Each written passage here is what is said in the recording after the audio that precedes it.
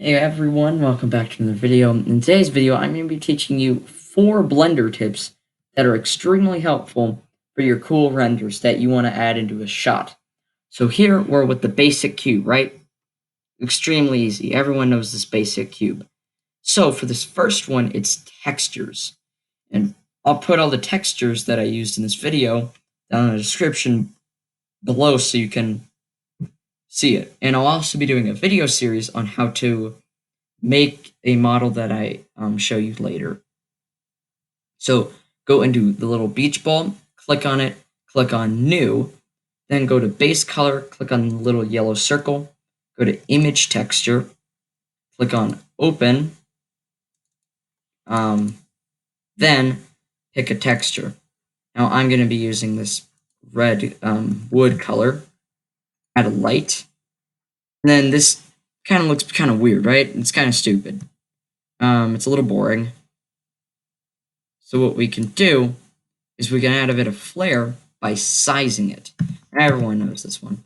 So just by adding a bit of, by sizing it up a little bit, you can see that looks like a wood plank, right?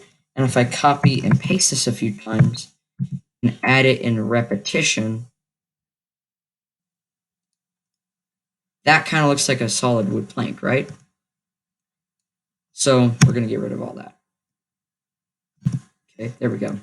So this next tip is very helpful for renders, and I use it all the time. So what you can do is I'm just going to use the default cube again. Okay, why is it over there? Anyway, let's pull it on over here. Okay, so what you can do is you have this box, right? You know, normal stuff. What you can do is this awesome thing known as a Boolean. Not broth, Boolean. Now, create another object. Let's say I'll create a little sphere. And what I can do is I can take that sphere and let me move it so it looks a little better. And I can cut a part out of this. So I applied the Boolean to the square, which is what I want to cut out of. Grab the little eyedropper, click on the sphere. Now it looks like nothing happened, right? But if we hit H on the sphere, you can see that something definitely changed. It made an indent, right? And we can add multiple of these. In fact, I can add a cone. Let's add a little cone. So for reference, you guys know what it looked like before.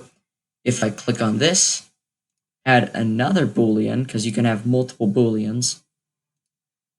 Click on the little cone thingy, and then delete the cone. Delete the cone. You can see that this happens. I guess I had a little bit of clippage over there, I guess. Whatever. But you can see I get this weird shape, right? So pretty neat. Why is this here? Go away.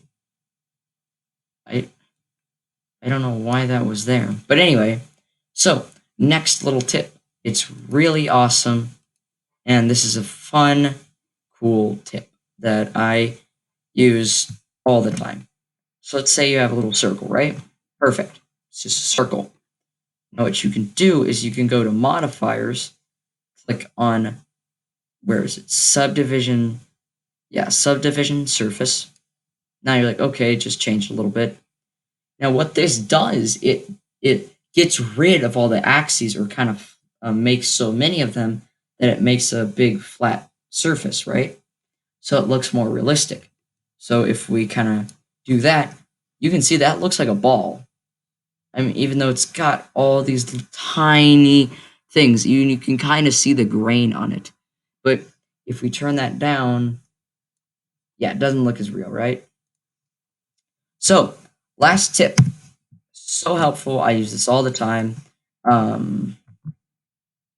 That is this. So let me do one quick thing real quick. I don't know why it keeps glitching. So let's do this. Go to Blender things. And let's just grab Jello. Sounds interesting, right? Look at that. It's cube.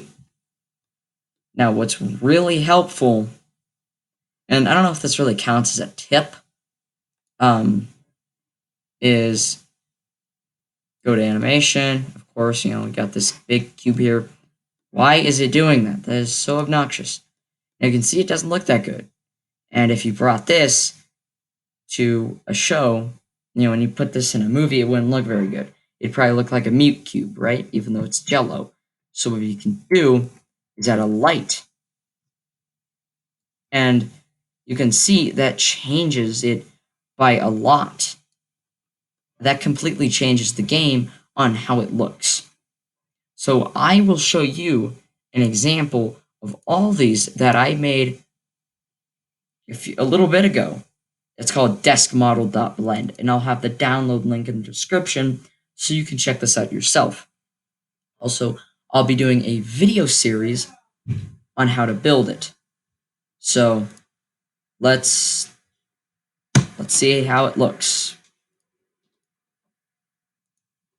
Okay, sorry, I had a bit of an interruption. Anyway, so look at this.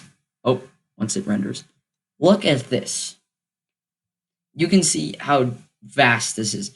Now, this is my first time ever going for realism, and I think it looks quite decent, even down to tiny details, something that at first glance you wouldn't notice, like the surface imperfections, the speaker, the PC, and yeah, both the speakers and the PC. You can see I used Boolean and subdivision surface on the little sphere in there, and then I used my wood plank texture on the table here, and I also applied a texture to the floor to look like a carpet.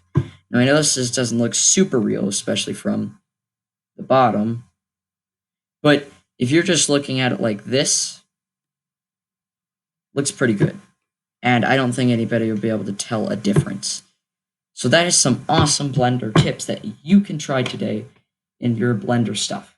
Like I said, I'll have all the stuff that I used in the description. I'll see you in the next video. Bye, guys.